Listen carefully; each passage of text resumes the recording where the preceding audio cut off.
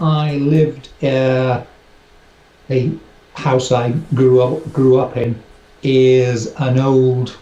The origins are medieval, in a seaport town on the east coast of England, and it was one of those places that had strange cellars and doorways that didn't appear to lead anywhere, and odd tunnels that were blocked off. I mean, Is that a benefit type of of town? hindsight, with the benefit of hindsight, I realised it was because the property had been sold and different bits had been hived off over the years, so it wasn't one integral property. But it was this intriguing property for a kid where you'd go down there, and I recall there was an entrance to a cellar that looked like a set of cupboards, and it hinged open, and there was this chasm beneath you, the old coal cellar. And up in the lofts, it was all old timbers, and they'd clearly been, because it was just right on the seafront by the harbour. It was utilised by, they'd added bits on with bits of old ship timber, and there was a tale that shipwrecked mariners used to be put up by one of my great grandmothers up in the loft, and supposedly on some nights you could hear still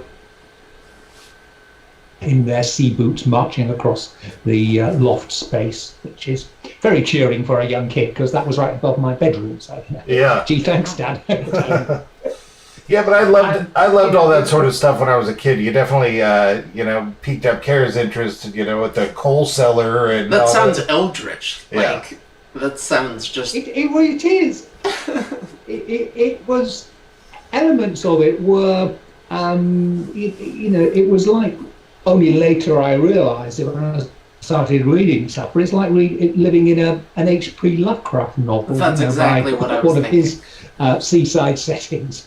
And the property definitely had non-Euclidean geometry in its layout. Yeah, it was very weird, and there were bits of old walls that were 3 feet thick that were on top of a new brick wall that was only 6 inches thick, and Right. say, very strange house.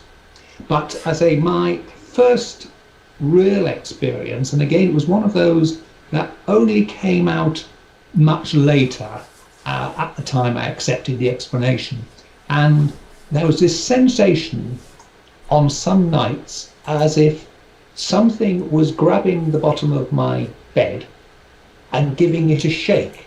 So the whole bed would shake, from top to bottom, and it was enough to wake me up.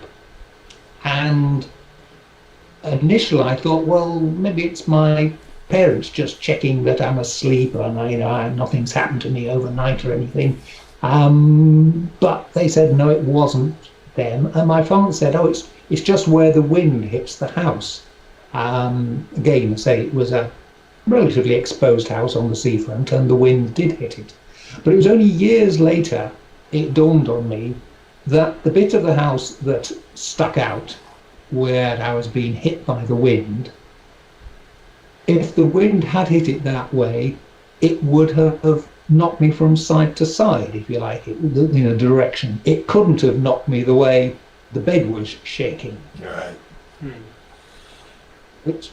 which then sort of led me, years later to think, well, what was it causing it? There were no other effects. There were nothing else sinister, just this strange something coming into something in the bedroom causing my bed to move from top to bottom, shaking me, on a night. And I say it was quite a frequent incident. And I say, looking back with the benefit of hindsight, I realised that the explanation that it was the wind couldn't have been true, and I knew it wasn't my parents, and there was nothing else. Right. So what was it? Yeah, that's wild. It was an upset seafaring coal stacker, coming from, coming from the creepy house that you were in. That is. Well, exactly.